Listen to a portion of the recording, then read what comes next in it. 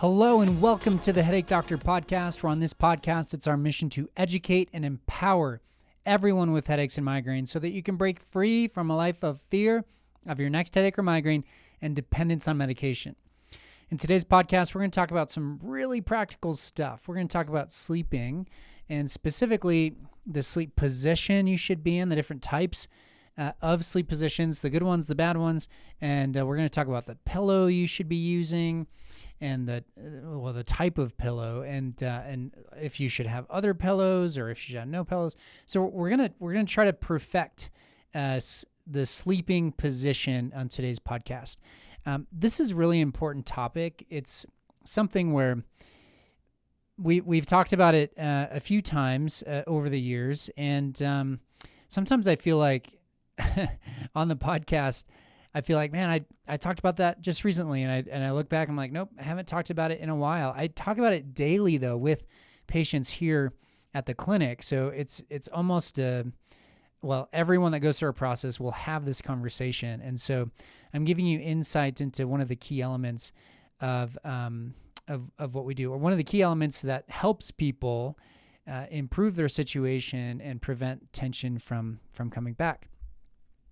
I've had several patients that take this advice on sleep position, and they see a reduction in their headaches or migraines, some up to 50%. I had one gentleman who was having 2 to 3 migraines a week. I just encouraged him to stop sleeping on his stomach, and his migraine symptoms reduced by 50%. And so you can have a direct impact on your headache or migraine situation just by changing your sleeping position. If you wake up with headaches, it's especially important for you to take your sleep position into consideration, but you're not the only one that needs to consider this. Anyone with any type of headache or migraine or neck pain, jaw pain, popping, clicking, needs to understand that sleep position is really important. Now, one of the reasons it's really important, if we picture your neck, jaw, shoulders as carrying and harboring this level of tension throughout the day, when you go to sleep, sleep needs to be restorative. It needs to be a time that your body's able to reset, okay? And the level of tension that you go to bed with, oftentimes, if it's a high level of tension, will make it really hard, one, to get into deep sleep, to feel like you can fall asleep easily, and then to get a good quality night's rest, okay? So the level of tension you're going to bed with dictates how well you sleep. And what it does is it makes your body really sensitive to the position that you sleep in. Now, you probably know someone that can basically sleep on a fence. They fall asleep wherever. It's not the position they're in is not a big deal. They get good quality sleep. They get deep sleep. They fall asleep right away. They may have a higher threshold for what they can tolerate, okay? So maybe their neck, jaw, shoulders, maybe they don't really carry much tension. Maybe the mobility's good. They can sleep on their stomach. They can sleep on their side. They can sleep on their back. It doesn't really matter. They can sleep when they camp and on the hard floor, on a thin camping pad. They can travel, sleep on an airplane, hotel rooms, whatever it may be. Now, generally, for our patient population, we're seeing that people are very, very sensitive, not only to the traveling on trying to sleep on an airplane, you're going camping and you're sleeping on the ground, the different environments that the individuals we work with are sleeping in. Those can be triggers, but also just the way they sleep in their own bed, in the most controlled environment, and they try to get it right. Man, it feels like one of the most common themes or threads of like a narrative that people tell us when we start off treatment is, I've tried every pillow under the sun. I have like a dozen pillows. It's sort of laughable how many pillows I have, and I've spent so much money on pillows. Even in that scenario, and you might be listening to this thinking, I've tried everything. Like what more is there? It's amazing how we communicate these simple principles and then it ends up working, or people end up seeing some result if they really truly put this into practice. Because sometimes it's just we often find that providers, whether they acknowledge that sleep position needs to be addressed or not, if they do acknowledge it, usually it's just sort of scratching the surface. It doesn't go quite as deep as they should. Then there's probably a majority of providers, maybe primary care neurology, that wouldn't even talk about it. It wouldn't even be a topic of conversation. So our patient population, so if you have headaches or migraines, likely your neck, jaw, shoulders have a higher level of tension, so you need to pay extra attention and care to your sleep position, especially if you find that, sleeping on a plane, sleeping on when you're going camping, whatever it may be, outside of your normal environment. If we can avoid that, just a little tangent here, but if you can avoid sleeping on a plane, when you go camping, if you can get like an actual mattress or like a thicker camping pad, bring your actual pillow, make your sleeping environment as similar as possible to what you would use at your home, and your neck will thank you for it. Okay, so let's get into it. When it comes to sleep position, most people we find will say that they sleep on their side. Now, what that really means is you think you're on your side. I call it a pseudo-stomach sleeping position because you're on your side, but the bottom leg is straight and the top leg's bent. All right? So bottom leg straight, top leg bent. With the top leg bent, you're going to be twisted a little bit because you don't want your knees to touch. So your knees don't want to touch, your bottom leg straight, top leg's bent, and you're rotated. So your pelvis is kind of rotated a little bit. More like you're almost on your stomach, not quite. Then we think of the upper body. And if you don't have like a pillow or anything that you're hugging, if there's nothing supporting your top arm, you're likely also going to roll forward, or potentially even like take the bottom arm, you throw it under the pillow. So you're like adding a little bit of support to your neck because your pillow's not as thick as it should be. So your bottom arm, the one close to the bed, is under the pillow, so you have more support. And then your top arm is probably like right next to it, or it's like your shoulder is rolled forward. All right, so your body is sort of in this pseudo stomach sleeping position, like it's halfway under your stomach. Now the problem with that is when we think about the neck is where most of these headache and migraine symptoms are going to come from. So that's what we're all about here at Novera, is the neck. And so we're trying to keep the neck in good shape, and we're assuming that there's a lot of tension in it. It doesn't really move like it should. And without doing any other treatment, if you want to get good sleep, wake up feeling like your neck wasn't aggravated, agitated, or like you're starting the day with a headache, we need to make sure that's in a position as close to neutral as possible.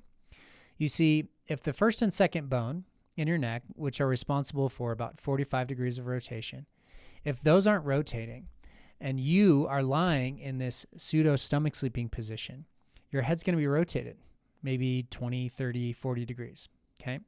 So it's rotated one direction. Well, all that stress is placed through the upper part of the neck because that joint is supposed to be doing a portion of that mobility. So first bone and second bone are supposed to be helping with the rotation. They're not able to because of the tension, of the lack of motion, because of the underlying problem that's causing the headache. And because of that, when you lie in this pseudo stomach sleeping position, there's added stress to it because you're asking it to move, and it's like, I don't want to move. I kind of forgot how to do that. And so you wake up, you might fall asleep, and your body, your brain can sort of ignore the increased tension, but you wake up and then you realize, wow, I have a headache. My neck is really sore. Maybe you had a kink in your neck, like you pulled a muscle, whatever it may be. You just slept and you think, how did it, like, I'm sleeping. How am I like injuring anything? But the reason it feels that terrible is because you're asking your neck to do something that it doesn't really want to do. And you're asking it to do it for who knows how long, 6 hours, 7 hours, 8 hours. Like you might toss and turn a little bit, but for the most part, you're probably asking your neck to do something it doesn't want to do. Okay. So that's most people are on their side, or quote side in quotes. Then there's of course, the stomach sleepers. Most people know like not to sleep on their stomach. I think if people are honest, they do sleep on their stomach every now and then. Occasionally I'll have people that say, I sleep on my stomach and I really feel it. So they kind of intuitively know that stomach sleeping isn't good for them, or they've heard it maybe from a chiropractor, another physical therapist, and so they try to avoid stomach sleeping. The stomach sleeping is not a valid option. Like there's not a scenario here where we're going to say, yeah, go ahead and sleep on your stomach. It's really challenging if the pseudo stomach sleeping position is bad. If you're all the way on your stomach, well, think about it. You still have to breathe, and so your head's going to be turned to one side or the other. And your neck is going to be asked to rotate basically as far as it's capable of. So 80, 90 degrees is what normal range of motion is. Half of that should be coming from the upper part of the neck. Well, if the upper part of the neck doesn't want to move and it can't contribute, it's 40, 45 degrees, you're just going to be adding a lot of stress to the neck. And again, it might feel comfy, but you're going to wake up and realize that neck tension when you start your day. And then we have back sleeping. So back sleeping is not as common. There are some people that say they sleep on their back. I oftentimes find that people sleep on their back when they've sort of trained themselves to sleep on their back. And back sleeping, I guess back sleeping can be fine. The areas that people run into issues in regards to back sleeping are when their head's rotated. So maybe the pillow's not very supportive, and they can just sort of sleep on their back with their head turned one way or the other. And that as well can add a little bit of stress. Sometimes back sleeping is challenging if someone has an airway restriction. So if you have sleep apnea, oftentimes sleeping on your back will make it worse. If you snore, it'll make it worse. Kind of your tongue or a different tissue will like fall. Your jaw essentially will fall back into your airway, and then you have to kind of thrust your jaw forward, wake yourself up a little bit to open your airway. That's a form of sleep apnea. So sleeping on your back can sometimes make that worse. So sometimes the body just doesn't like back sleeping. Also, if you have like low back pain or other aches and pains in the body, sometimes back sleeping isn't quite as comfortable. And so people will want to curl up on their side. All right, so what are the acceptable sleeping positions? What's the ideal? Knowing that most people sleep on their side, what I generally try to do is guide people to sleep on their side and add support. So side sleeping is, I'll call it the highest maintenance position that there is, okay? So you need additional pillows in order to keep your body in neutral, your spine in neutral. Now, additional pillows, let's start from the bottom up. So you would want something in between the knees. There's knee bolsters, there's just a standard pillow. Usually a thin pillow works well. You can kind of tuck the blanket or a towel, something to keep your knees from touching. If your knees are touching, it'll feel uncomfortable. You'll straighten the bottom leg out, bend the top leg, and you'll be in that sort of rotated position. Now, it might seem like your knees touching is a long distance, is a distance away from your neck, and how does that impact it? Well, your knees, if you're rotated just slightly at the pelvis, that's going to translate all the way up through your spine. And we want the details matter. Because of how tight your neck likely is, the details matter. And so we do want to put something in between your knees. We also, moving up, I want you to hug a pillow. You could use a pregnancy pillow, body pillow. You could grab a throw pillow. Generally, the pillow that you're hugging needs to be a little thicker and have some more substance to it. That way it can keep you supported, especially your top arm from drooping forward. That top arm needs to be supported. And that's the goal of this pillow. If your top arm is supported, you're less likely to roll forward. That shoulder will feel more stable. Sometimes people wake up and they have like tension through their mid-back or around their shoulder blade. And hugging that pillow will be a good way to minimize that or mitigate it. And then we think of the pillow under your head. So for side sleepers, this is where you're going to want to spend a little bit of money on your pillow. So you have a lot of options when you search for a pillow, like Sleep Number, Relax the Back, search on Amazon. There's purple pillows. There's avocado pillows. There's all sorts of pillows, okay? They're all different shapes and sizes. Some are like cubes. Some are traditional pillows with cotton. Some have cut up foam. Some have gel. What we've found to be the most effective is using a really thick foam pillow for your side. Now you got to account for the width of your shoulder.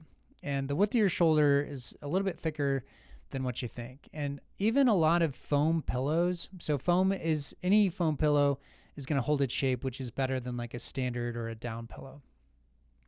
But what we find is most foam pillows, even though they have that little contour and it might feel nice, they're not as thick as they should be. And so what we recommend here at Novera is it's called a Splintech side sleeper pillow, and we actually we sell it through our practice, and so patients buy that pillow through us. And we didn't used to sell it, but kind of searching the market, trying to figure out which pillows were the best. I mean, I generally like I tell people I'm not in the pillow selling business. That's not the business we're in. But one, it made it very convenient for people not to have to go to another store to shop around. And plus, I wanted them to have it that evening, just so they could start the process with a new sleep position. But the point is, it's a really thick pillow, and it's like it doesn't feel like, I've tried a lot of pillows, and it doesn't feel like there's a lot of options out there.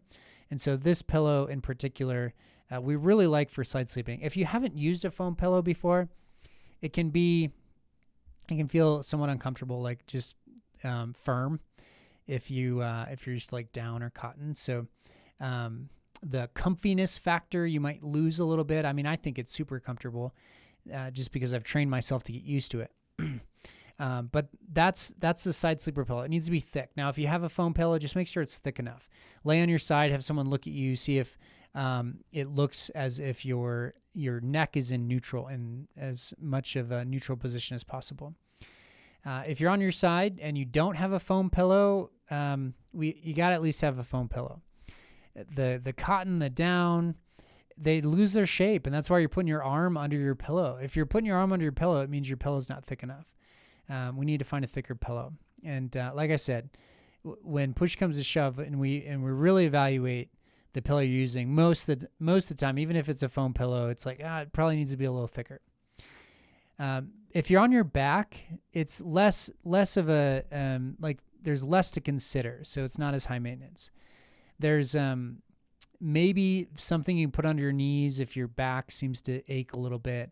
Take a little stress off your back with like a towel roll or a pillow under your knees. That's optional.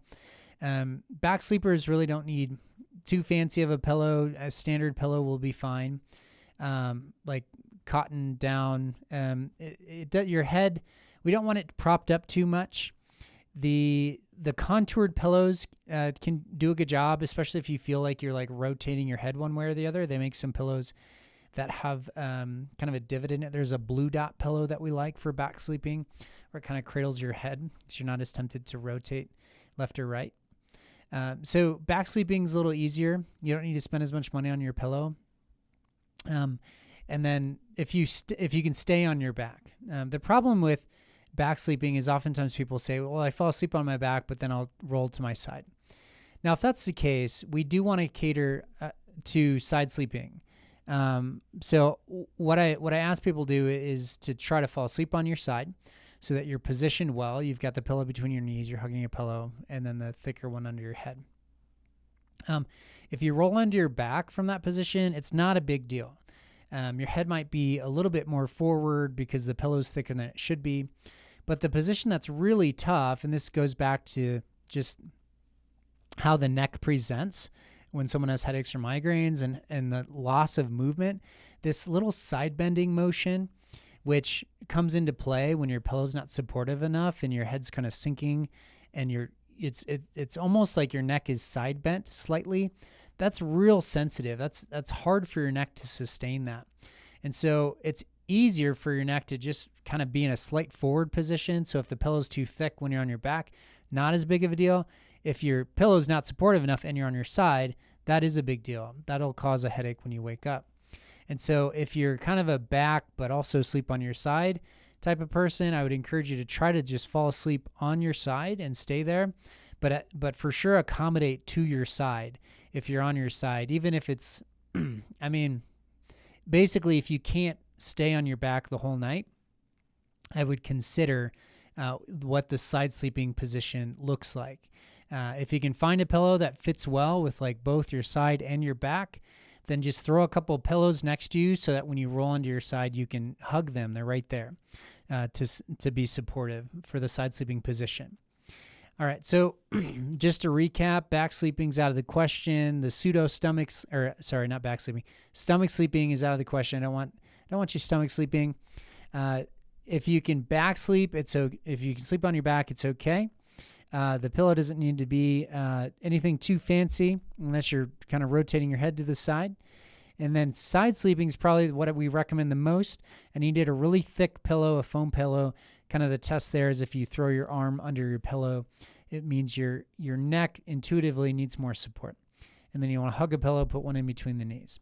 All right, so that's the recommendation for a sleep position. Now that you've heard it, now that's on the podcast, this is totally free. You're not paying for this, but it may help quite a bit. And I want you to try it. I also want you to let us know if it's helpful. Send us an email, hello@noveraheadachecenter.com. Reach out to us. However, you can go on our website. You can give us a call. We'd love to chat with you.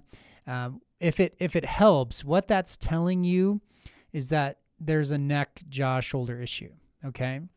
Now, the tension that you're carrying at night, it was improved or something changed with your sleep position. Now, I'm not saying like use that as a test of like, oh, maybe I can still sleep on my stomach because when I switched to my side, nothing changed. No, that's not. We're not going to use nothing changing as sort of validation for sleeping however you want. No, anyone listening to this with a headache or migraine needs to take what I'm saying into consideration. If it helps, that's even further validation of like, oh yeah, my neck is really the problem. And what you should do is reach out to us so we can help you further. We have people from all over the country reach out every day. We're talking to people. I mean, if the schedule allows, if we have room on our schedule. So we'd love to help you as well. Thank you guys for listening to this podcast. What I want you to do is share this podcast with someone that you know that's been struggling with headaches or migraines.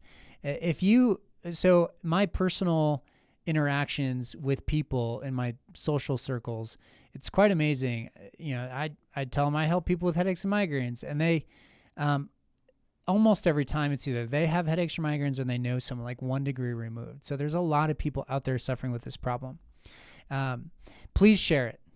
This is, we hear all the time that this was just like a breath of fresh air. People felt like we were speaking to them. It was giving them hope that they could get out of this situation. We want that to continue. So thank you guys so much. I love doing this podcast. I love that people listen to it. That's so fun. Thank you all as we continue to, on this journey, on this mission to educate and empower everyone with headaches and migraines so that they can break free from a life of fear of your next headache or migraine and dependence on medication. I'll see you next week.